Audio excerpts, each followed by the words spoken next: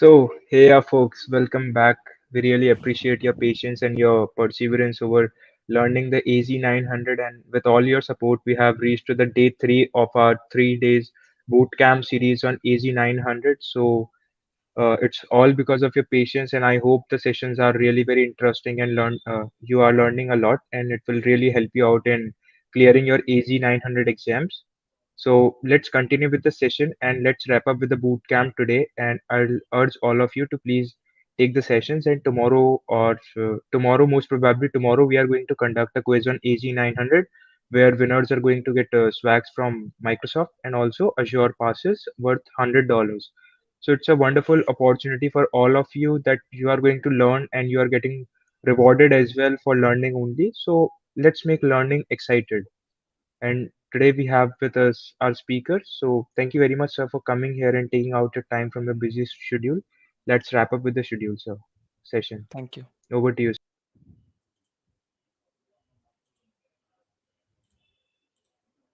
So let me know if you can see my screen.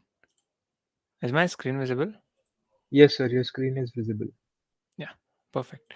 So, hello everyone. Welcome back to the day three of the event, and today we'll wrap up this 3-day boot camp, as told by the host. And so here I am.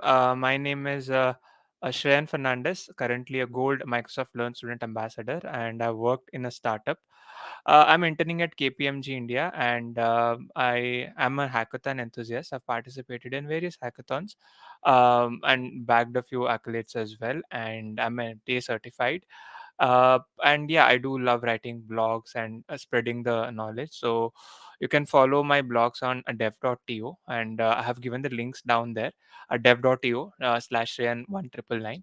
And I'm a global speaker as well. So I have delivered talks at various conferences like AI Student Conference, Cloud Summit 2021, so on and so forth. So I have also contributed to Microsoft Developer Channel as well and the Reactor as well. So you can find my uh, talks there. And my domains of interest lie in artificial intelligence, blockchain, DevOps, web dev, extended reality. That's your AR, MR, and VR.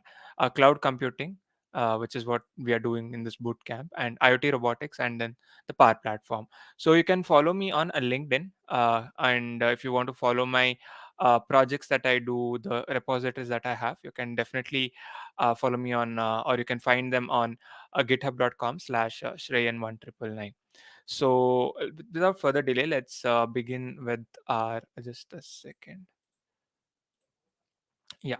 So without further delay, let us begin with today's topic. So all this while we have covered things around Microsoft Azure. So we started from the very basics, that is, what is cloud, what is cloud computing, and then we saw what is Azure, how did Azure evolve to the date it is today, and then we also had a couple of introduction to this all those services. And yesterday we spoke about a couple of technologies and stuff, some revolving tech like IoT, DevOps, a lot more AI and stuff like that. So we had a gist of everything and how is Azure helping us to do that. And we spoke a little bit about the what do you call, the security and stuff like that, right? So because you have to be really aware of what who's handling your data, right? It's not just something you give and then you can just rest easily. So that's also something we spoke about yesterday. And after that we went ahead and we saw that how do you maintain things. Maintenance is also a very crucial role when it comes to your um, mm, development and stuff, right? So we spoke about all those things yesterday. So let's see what is in store today. So today's agenda will be seeing what are Azure identity services, right? And after that, let's see when to set up the cloud governance, and then we'll see why are compliance, privacy on Azure so special, and what has Microsoft considered in this pace, right? And where to plan and manage your costs, right? Because every, as I said, it's a pay as you go model and you incur cost at literally every step you take. So how do we come across and kind of manage this cost? How do we calculate the cost? How do we know, how do we get the estimate and stuff? Let's see all that as well. And finally, let's see how to choose the right services and what are the SLAs in that. right? So with that, let's begin with today's topic. So before going ahead, let's just discuss about these two terms, like, authentication and authorization. Okay, so usually these are the two terms that we hear very regularly in our everyday life, right? For authentication and authorization. So Google has its OAuth thing, and there are a lot more OAuth things going on.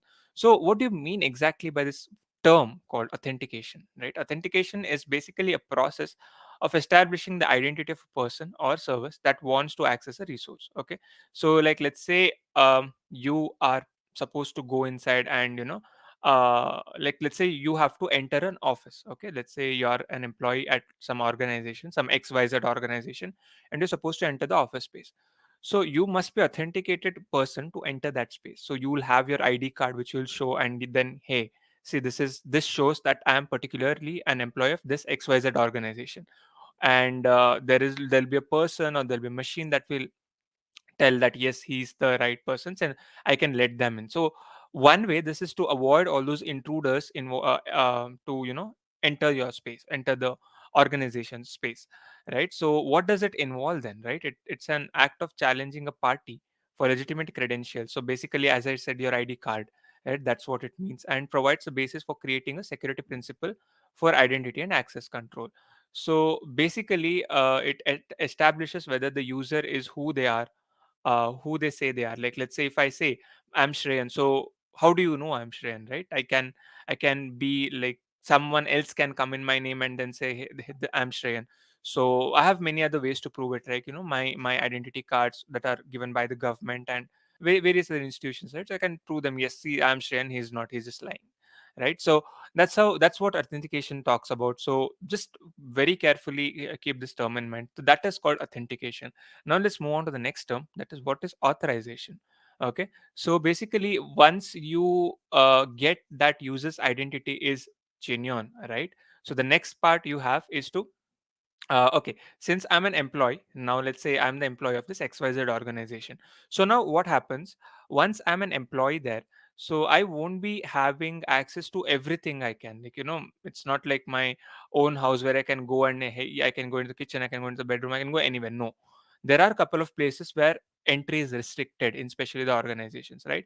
So this is just a, I'm just saying how authorization works, but this is not what authorization we are talking about. We will be talking the authorization on the cloud, right? So how can we give a specific uh, control to a particular employee to access that particular thing, something like that.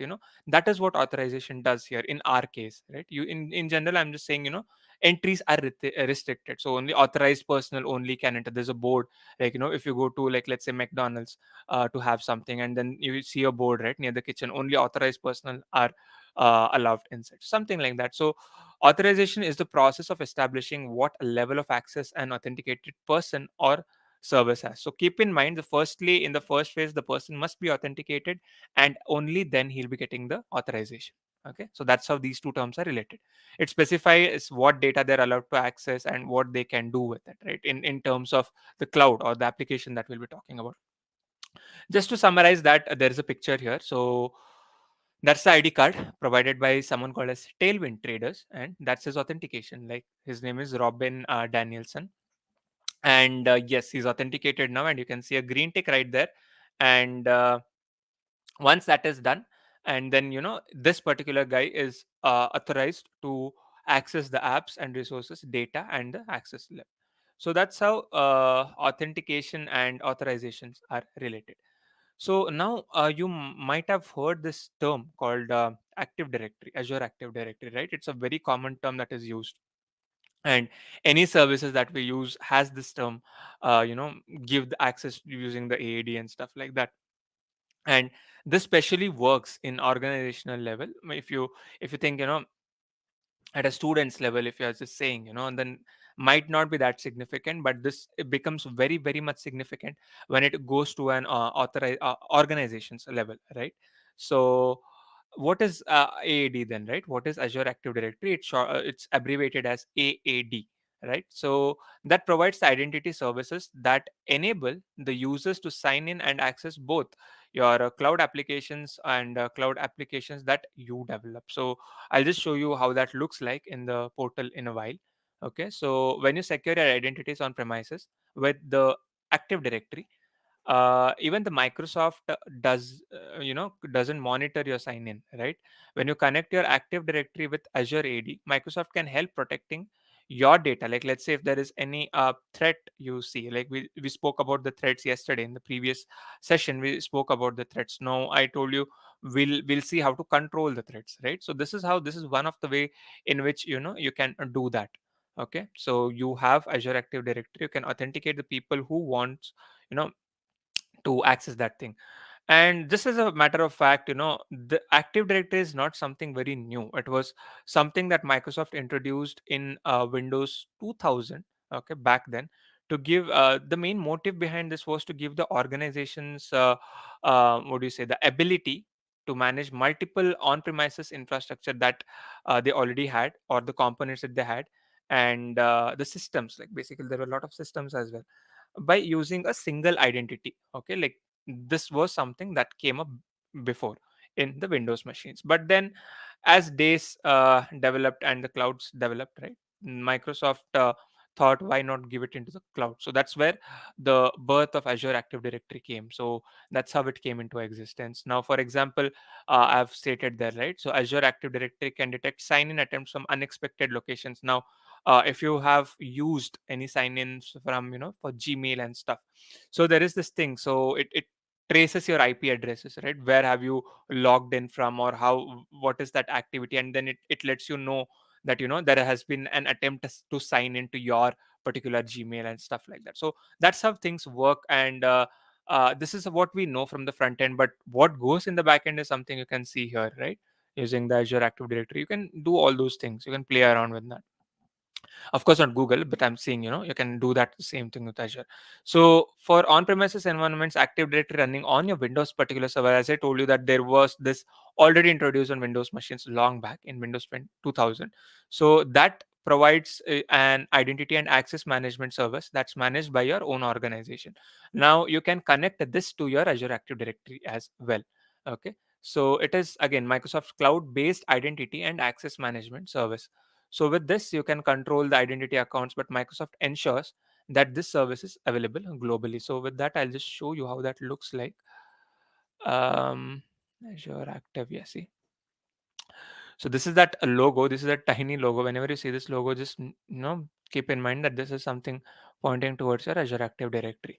So this is the one that I'm a part of. Like I'm part of student ambassadors organization. So we have a particular thing here, and then you can see all those controls that I can give, like monitoring, and what are the management that I can do, what are the users we have, and a lot more things like that. So I cannot show much in detail because it's a private confidential data, so I cannot show much in depth. But that's how your Azure Active Directory looks like, right? So if you can just go to Google, portal.azure.com, and then just like type in Azure Active Directory, so you can find it there. And I would recommend you all to go ahead and try it out on your own today and see how can you play around with this particular Azure Active Directory.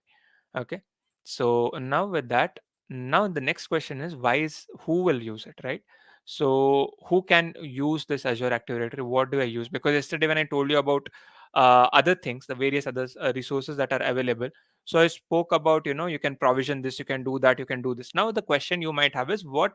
Okay, fine, I understand, Shreyan, what you're saying. You're telling me that, yeah, this is needed, that is needed, yeah, security wise, I totally understood that, but who will use this, right? So yes, so here is your answer for that. So firstly, IT administrators can use it, and then app developers can use it, then your users can use it, and also online service subscribers, right? M365, Microsoft Office 365, Azure Dynamics, CRM, online subscribers, all those can.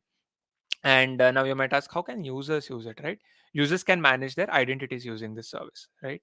So, and then now a question, hey, I'm very much eager to know how are app developers using this thing, right? So developers can use Azure AD to provide like the standards based approach for adding functionality to your applications. Like you build and you can add some new functionality, security features, SSO, and a lot more things, right? So you can do that using Azure Active Directory again. And then of course the IT admins can definitely use this, because that is, I personally feel IT admins use this very much often than any other roles. But of course you can use it here as well. Then there is another word that, something we call it as the tenant. Okay, so it's basically a representation of particular organization.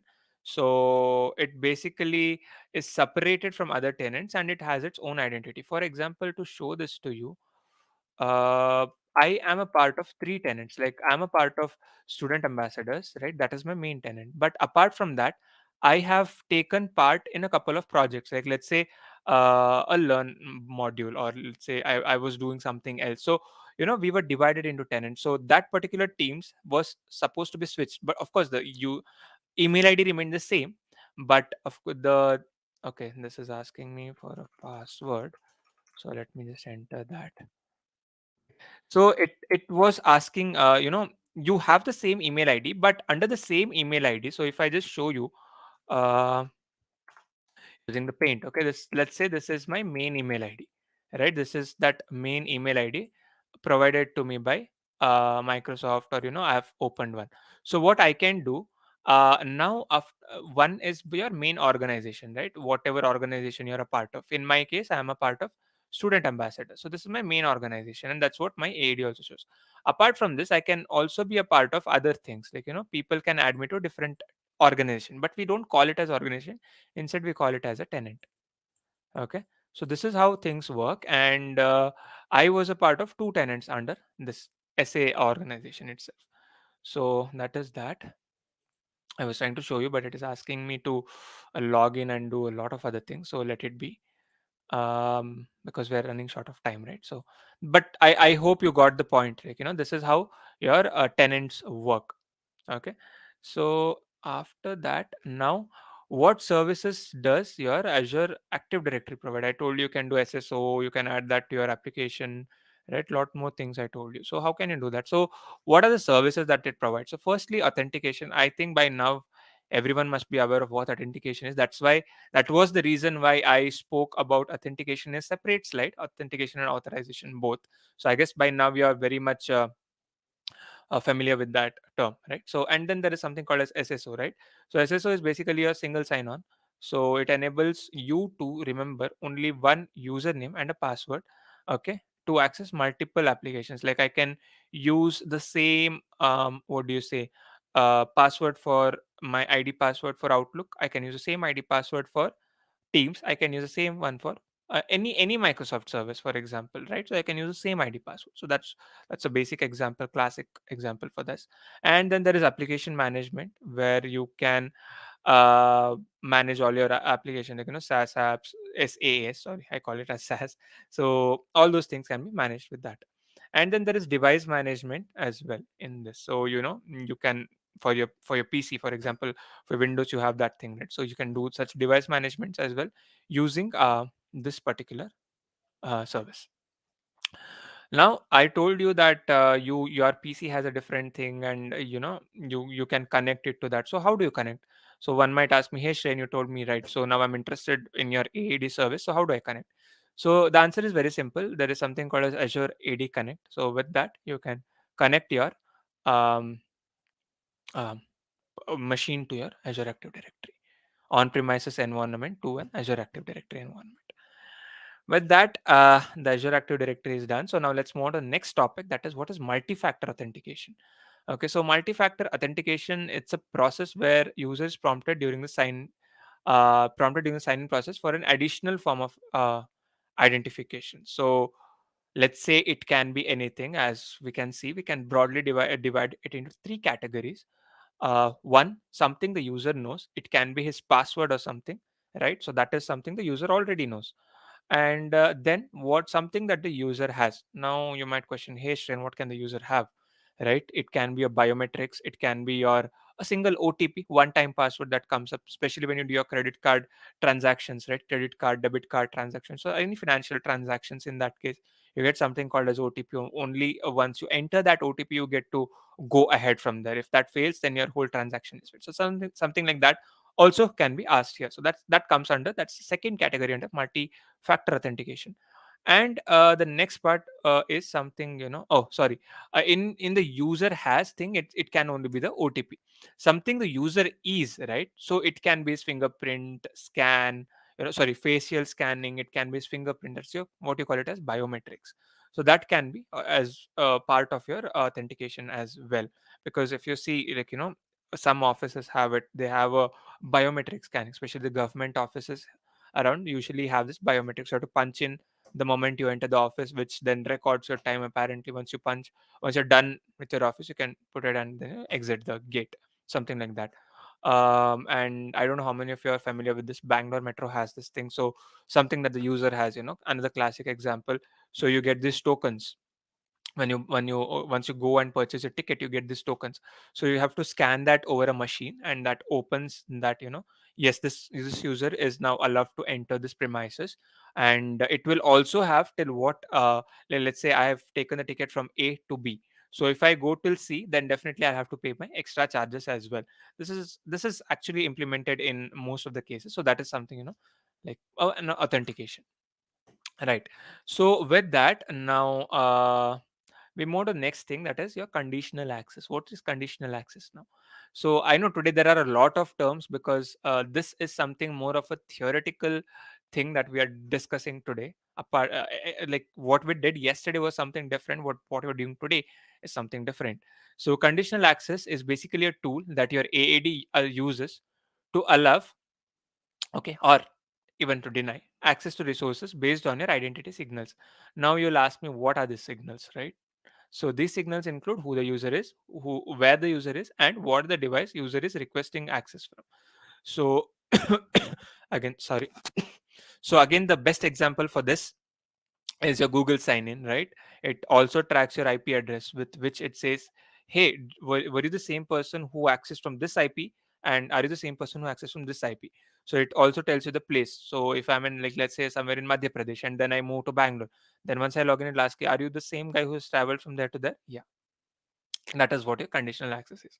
So conditional access helps IT administrators again in which ways? So it empowers users to be productive wherever and whenever, and then to protect the organization's assets, because as I told you, all this comes under the security, right? So that's how it is working. So now again, you'll ask me, is this conditional access available on Azure? Yes, it is there. So you will have to go with the Azure Active Directory Premium P1 or P2 license to get that. With that, now let's move on to the next topic, that is, what is role based access control. So in, or else you can even call this as, RBACs. That's the abbreviation of the same. So RBAC is nothing but your role based access control. I think this term, what do you call, like a role based access control, I think it's pretty self explanatory here, right? You actually know what is what, how things are going on and all. So basically, when you assign something, this all comes under, a broad spectrum called as the governance. Right now, once you have things, you'll have to manage things as well. As I said, not just the app side, but also there's a management side to it. So let's see how things go under this governance rule, or how things work. So role based access control, let's say there are three people now. This, let's say I'm giving three roles: owner, reader, contributor.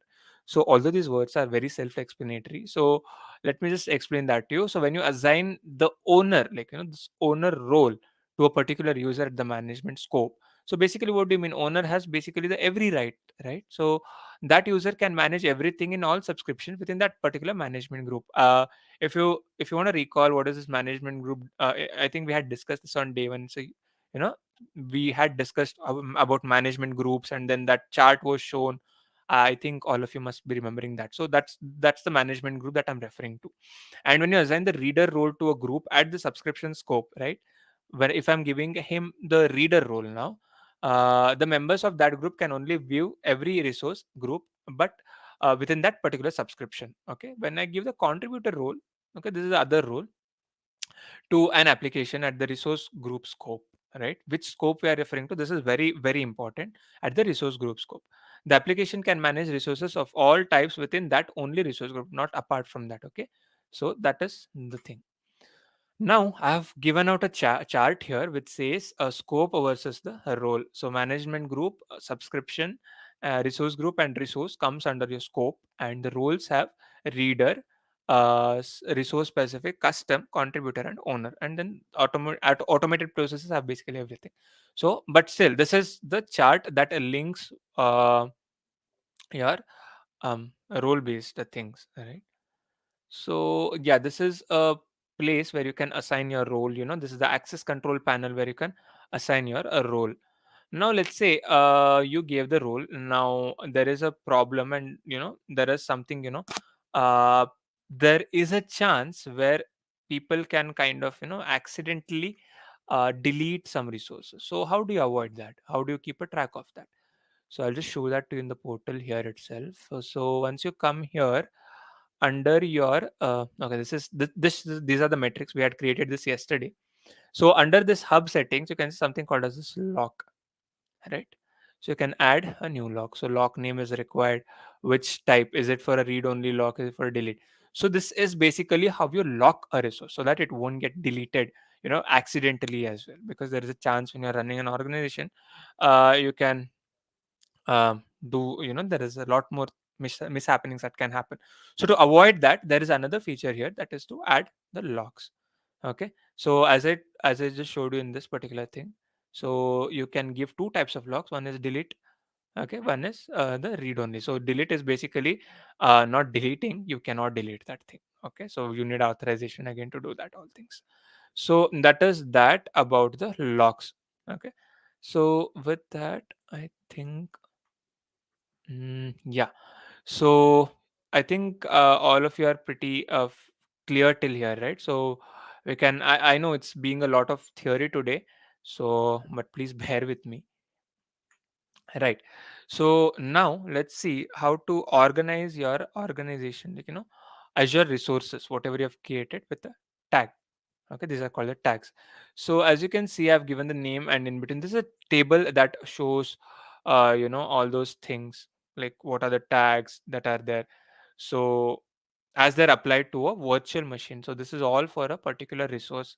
If you can see, I'm just talking about the virtual machine here and nothing else, right? So there is an impact tag, high impact test, and then there is something else, owner, cost cutting. So this is something, you give tags to everything. This is something for the what is the impact that is there, or what is the environment that is there. Is it a test environment? Is it a dev environment, or is it a production environment, or who's the owner, the internal cost center node? So everything is taken care, and you can assign tags as well. So now after that, we will have yeah. So these are some other things that are also there in the governance sector. As I said, you governance is also a huge part when it comes to um, all these things. You have to manage this all things. So Azure has some extra things here. So let us discuss about them. I am not sure if I can show this exactly how things work here, but let me just see. Okay. So firstly, we'll see something about the trust center. What do you mean by the trust center here? Okay. So but before going ahead, if you can give me a heads up that if you're all clear with this, so I can go ahead from here. So I'll just give a 2 minute thing. So if you guys want to text something, so you can let me know if I'm going too fast. Okay. If there is nothing, then let's go ahead.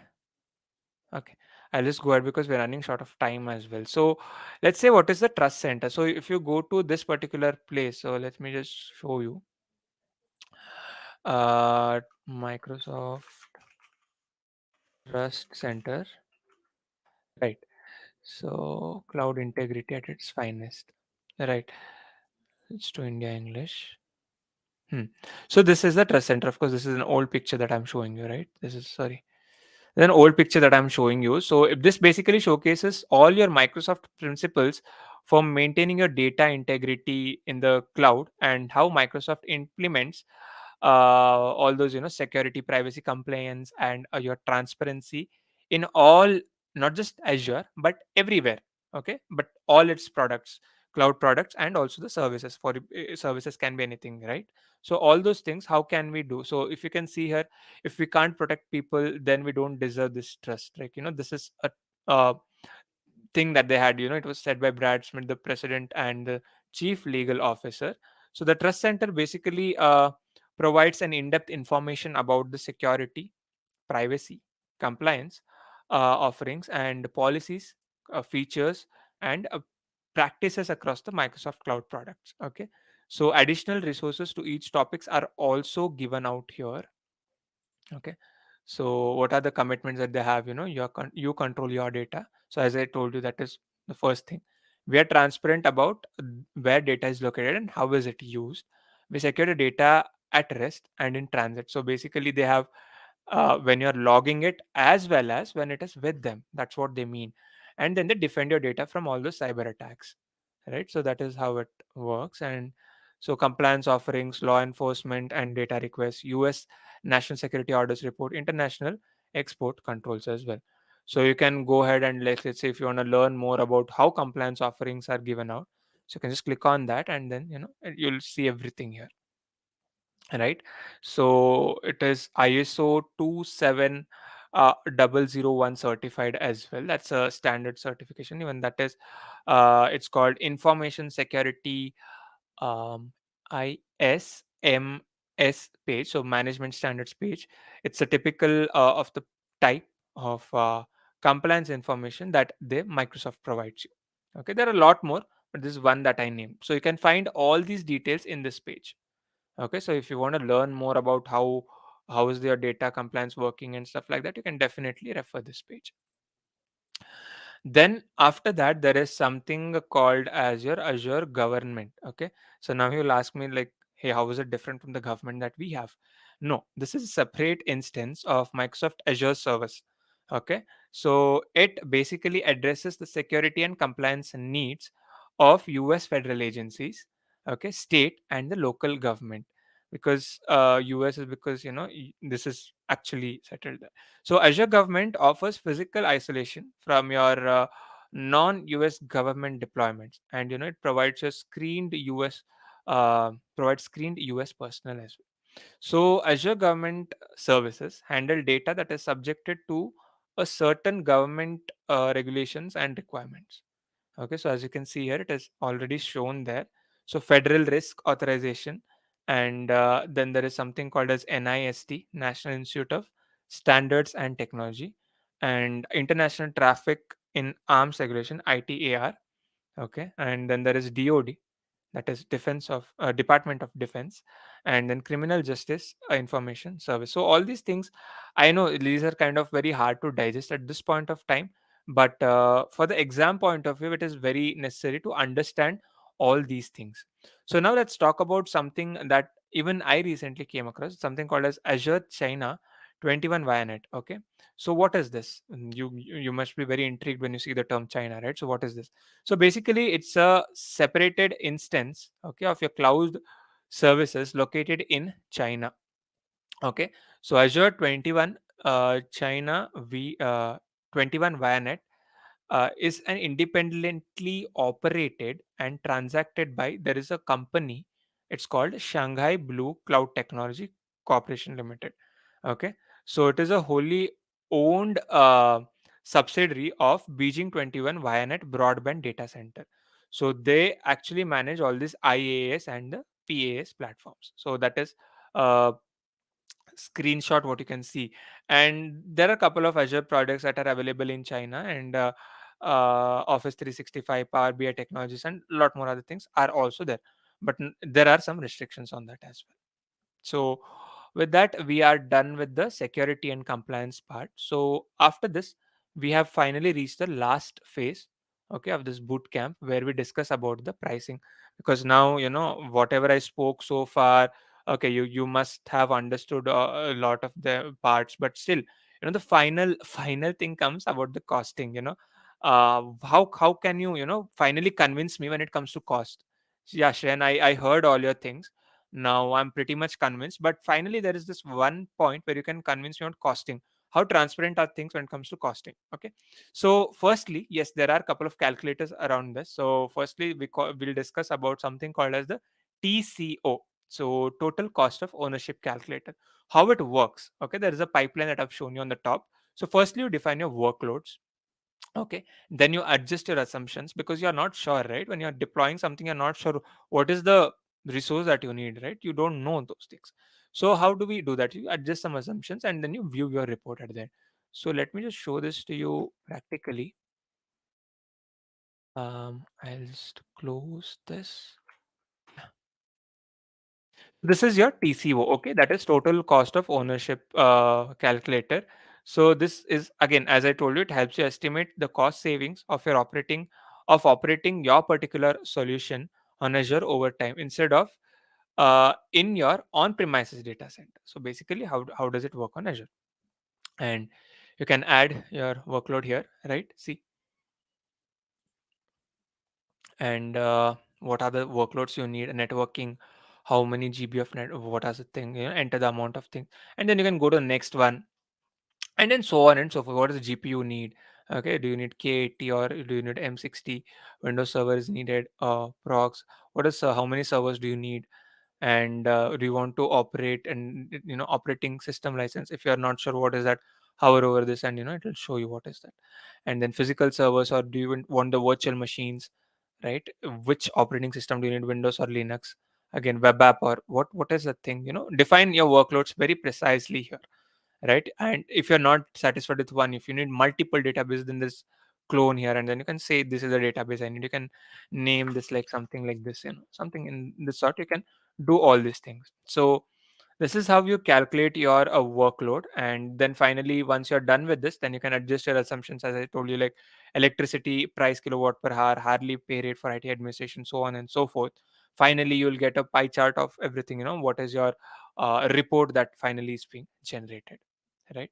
So if you want to catch if you want to know more about this, then I'll give you a link at the end where you can try it out on your own, right? You can sit and try it out, you can work around, you can see what are the variable resources that you can give. Now, initially on the day one when we discussed, I told you about, see, this is how Azure subscriptions work, this is how it works, this is how you do. But there might be a question, hey Shren, now I'm really interested to get into your subscriptions part, but let me know, how do I get a subscription in the first place? I think one thing I told you was you can get it for using a student account. Next thing, there is something called as free trial. 30 days free trial is something that you get. Okay, so you can do with using that as well. The next part, let's say your free trial is over, but still you want to do that. So how will you get? How will you do that? Right, that is where there are also a couple of free services as well. So free trial doesn't mean you can try out everything, but there are a couple of free services. I guess if I'm not wrong, there are 25 free services if I'm not wrong. When I last read, it was 25, so there might be more. Okay, so you can have that, you can try them out. So your Azure services are disabled once your trial ends. Okay, the free trial, once it ends, you have to, that will be disabled, and you have to then upgrade to the paid subscription. It's more or less like what any provider does. First they give you a free service, and then you'll have to pay for that. So the next thing with that, once that is ended, but still you want to explore more, so there is something called as pay as you go. Okay, so quite self-explanatory again. So as you use, you have to pay for that. Okay, then there are a couple of member offers as well. So if you want to learn more about them, I'll give you a couple of links. You can go there and study about the member offers, because it's a lot and lot. So now the question is, hey, how do I purchase this thing? Firstly, through an enterprise agreement, you can purchase it. Then you can do it directly from the web or through a cloud solution provider. So even and that is also available. You can purchase it in these categories.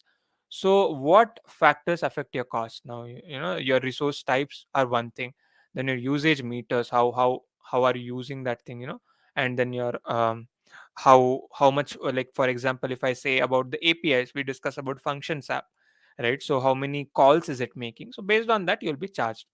And yeah, that was about your costing. So now there might, the next slide is something about your pricing calculator, right? I told you one way is that. Now let's see what does pricing calculator do. Again, we'll just go to the live demo. um or we go. Okay, So yeah, this is about your pricing calculator. So let's say you want to see something example scenarios. So this is what you do. So let's say add to estimate. How much is my estimate being? Yeah, so estimate is added and here you go. Voila. So this is showing you all those things. So monthly it will cost me this much, and then for that, this for Synapse Analytics, then analysis services, storage accounts, Cosmos DB. How much does it cost? So basically, this is how you can kind of see, and then you can manage accordingly. That where do you want to do some cost cutting? If it is exceeding your particular uh, costing, so how do you kind of then control this costing, right? So that also can be seen with this. So then you can see, pay as you go, or do you want to do this 1 year reserved capacity, do you want to do that, or whatever you guys want to do, you can carry on with that. So that is how your costing works now. So I guess you can see a lot more things here. So you can explore more on this. I think I'll be sharing this. I'll share this PPT definitely. You can follow this link and see how things work. So now with that, there is a final topic that I would like to discuss, and then we'll wrap up the session. And that is about your service level agreement. So now you might ask me, what are these SLAs? How does that help me? Because I mentioned this term SLA initially when I was starting about in the agenda, right? So basically, it's a formal agreement that you make um, between a service company, okay, and the customer. Like, let's say I am the customer here. So who's my service company? That is the Microsoft Azure here. So okay, so that is how why are SLS important. I guess it is very self-explanatory, right? But it is very much needed to specify what your needs are and what how much you're paying, everything. Like, it's like an agreement. Now you'll ask me, why is an agreement necessary, right? You must be knowing why are they necessary. In that, what will the vendor tell you? Like, rented house agreement will have, you'll pay this much rent, this is your water bill, this is your electricity bill, this you'll handle the electricity bill, so on and so forth. But what does your cloud thing show you, right? So it will have a general terms and SLA details. Now there will be downtimes. They'll say this might be the downtime, and then the service credits, and then free services. What if there is an outage, right?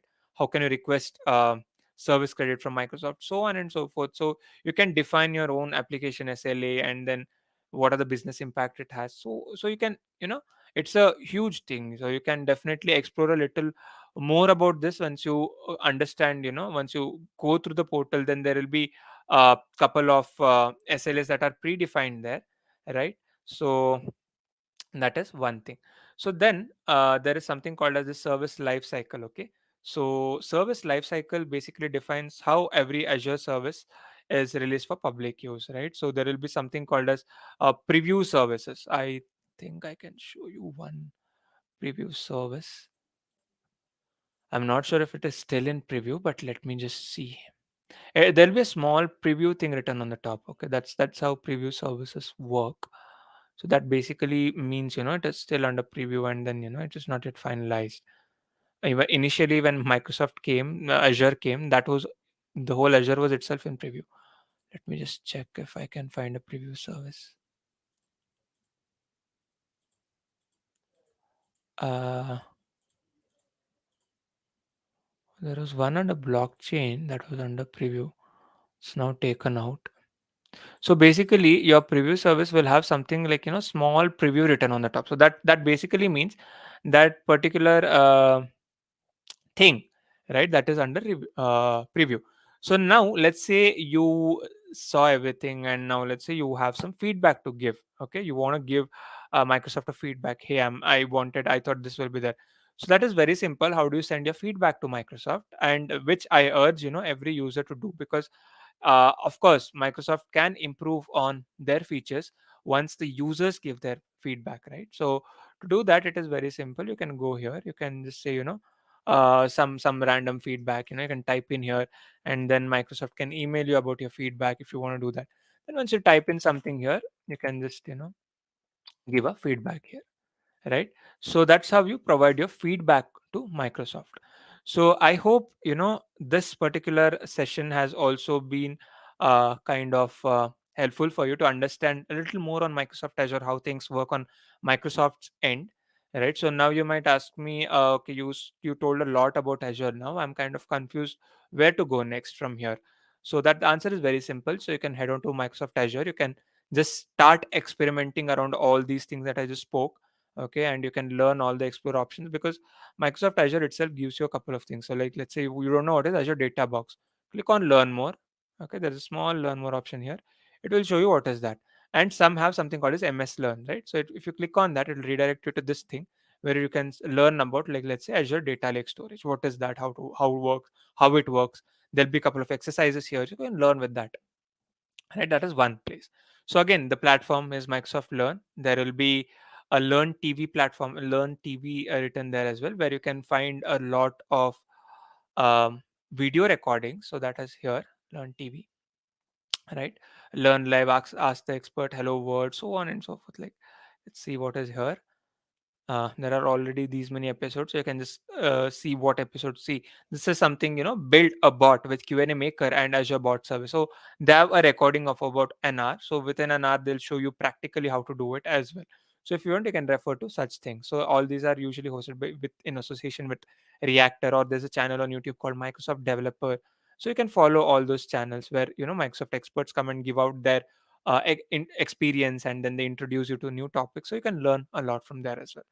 So, and you can earn trophies for everything you do, right? And you can showcase them as well. So with that, I would like to conclude this session on Microsoft Azure's bootcamp as well. So I hope you learned something from this session as much as I did, teaching you all. So I really enjoyed this. Thanks a lot. Of course, I would like to thank Azure developer communities for managing such a wonderful session. So over to you. Thanks a lot.